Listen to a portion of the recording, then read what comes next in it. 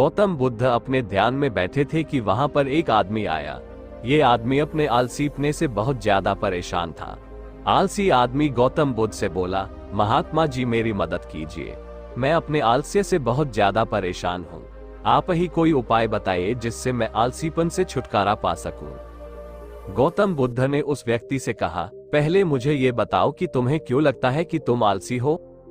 आलसी आदमी बोला, सिर्फ मुझे नहीं, मेरे परिवार वालों को और मेरे आसपास के सभी लोगों को ऐसा लगता है कि मैं आलसी हूँ। गौतम बुद्ध ने फिर उससे पूछा, क्या तुम जानते हो आलस्य होता क्या है? आलसी व्यक्ति बोला, नहीं मैं नहीं जानता, किंतु मैं इतना जरूर जानता हूँ कि आलस्य बहुत बुरी चीज है। इसकी वजह से मुझे बहुत नुकसान हुआ है जीवन में। गौतम बुद्ध बोले, जिस परेशानी से तुम छुटकारा पाना चाहते हो पहले उसके बारे में पूरी जानकारी ले लोगे तो उससे छुटकारा पाना आसान हो जाएगा। आलसी व्यक्ति बोला, भगवान इतनी बुद्धि तो मुझ में नहीं है, आप ही मुझे इस समस्या के बारे में जानकारी दीजिए। गौतम बुद्ध बोले, आलस्य एक मानसिक अवस्था है, एक विचार है जिसे जाने अनजाने में हम खुद ही जन्म देते हैं। आलस्य दो मूलभूत कारणों की वजह से ही जन्म लेता है, एक है शारीरिक और दूसरा मानसिक। शारीरिक कारणों में पहला कारण है गलत तरह का भोजन। हम सभी जानते हैं कि हमारे शरीर को भोजन से ऊर्जा मिलती है और यह ऊर्जा सजीव चीजों से मिले तो अच्छी, यानी कि प्राकृतिक रूप से जो हमें भोजन की वस्तुएं प्राप्त होती है उनसे अगर यह ऊर्जा मिले तो हमारा शरीर इससे अच्छी ऊर्जा प्राप्त करता है। इससे उलट यदि हम निर्जीव वस्तुओं से ऊर्जा प्राप्त करते हैं तो ये हमें आलस्य की ओर लेकर जाती है। दूसरा कारण हमारी शारीरिक गतिविधियां भी हमें आलस्य के चंगुल में फंसा सकती है। गौतम बुद्ध ने आलसी व्यक्ति को अपने शिष्यों की तरफ इशारा करते हुए कहा कि देखो, इनके चलने फिरने बैठने के तरीकों में तुम्हें कुछ अलग नजर आ रहा है। जब आलसी व्यक्ति कुछ समझ नहीं पाया तब गौतम बुद्ध ने उससे कहा, मेरे शिष्य जब भी बैठते हैं तो वे रीढ़ की हड्डी को एकदम सीधा रखते हुए बैठते हैं, चलते हैं तो उनके दोनों पैरों के बीच अच्छे से संतुलन बना रहता है और जब वह सोते हैं तो उनका शरीर एकदम शिथिल रहता है। ऐसा करने से उन्हें रात्रि में एकदम सही तरीके से नींद आती है। आलसी व्यक्ति बोला, लेकिन नींद तो आलस्य का की एक स्वरूप है। बुद्ध बोले, हाँ, अगर उसे ज्यादा मात्रा में लिया जाए तो। बुद्ध ने इस बात को आगे बढ़ाते हुए कहा, नींद कम मात्रा में लोगे तो तुम्हें अगले दिन थकान महसूस होगी और ऐसा करने से ज्यादा आलस्य शरीर में आएगा। नींद ज्यादा लोगे तब भी यही परिणाम होगा, इसीलिए नींद को ना ज्यादा ना कम, एकदम सही मात्रा में लेना अति आवश्यक है। आलसी व्यक्ति बोला, हाँ ये तो मैंने भी अनुभव किया है। बुद्ध बोले, अब मानसिक कारणों के बारे में जान लो। मानसिक कारणों में सबसे पहले है हमारी पुरानी गलत धारणाएं। अक्सर ऐसा होता है कि हम पहले जिन कामों में असफल हो चुके हैं, हमारे अंदर ऐसी भावनाएं बन जाती है कि हम उस काम में हमेशा असफल होते रहेंगे, जिस वजह से हमें उस काम को करने में आलस आता है।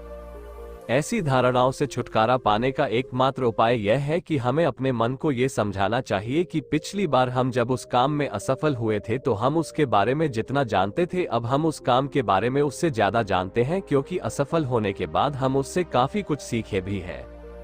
बुद्ध बोले, दूसरा कारण है आलसी और कामचोर लोगों की संगत। कई बार ऐसा होता है कि हम आलसी नहीं होते मगर जिनके साथ हम रहते हैं हम उन जैसे बनने लगते हैं।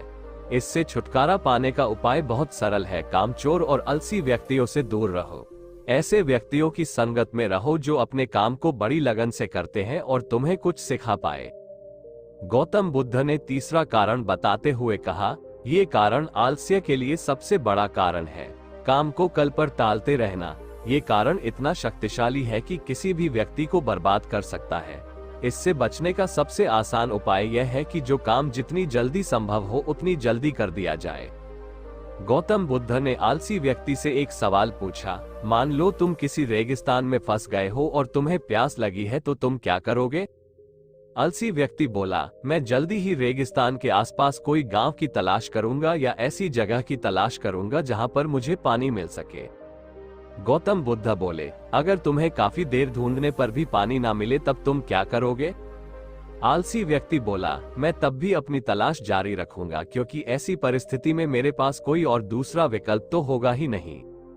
गौतम बुद्ध बोले, बिल्कुल सही, और यही है मानसिक स्तर पर आलस्य का चौथा कारण, किसी भी निश्चित लक्ष्य का ना होना। ये भी आलस की ओर लेकर जाता है। अब सुनो 5वें कारण के बारे में। गौतम बुद्ध बोले, सोचो कि तुम्हारे पास काफी सारे सोने के दागिने हैं जो तुम्हें एक जगह से दूसरी जगह लेकर जाना है। तुम चलते चलते थक जाते हो और किसी पेड़ के नीचे बैठ जाते हो और तभी तुम्हें दूर से तुम्हारी तरफ दौड़कर आ रहे डाकू दिखाई देते हैं। तो क्या तब भी तुम आलस करके वहीं बैठे रहोगे, या ऐसी परिस्थिति में तुम वहां से उठकर दौड़ने लगोगे?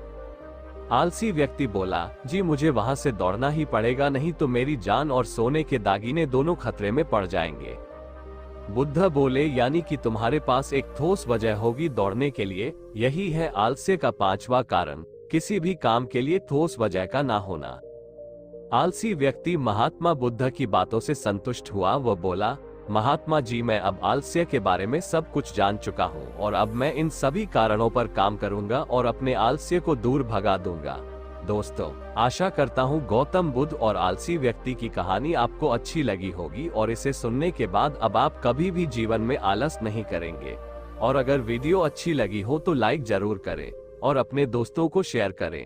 हंसते रहे और खुश रहे। धन्यवाद।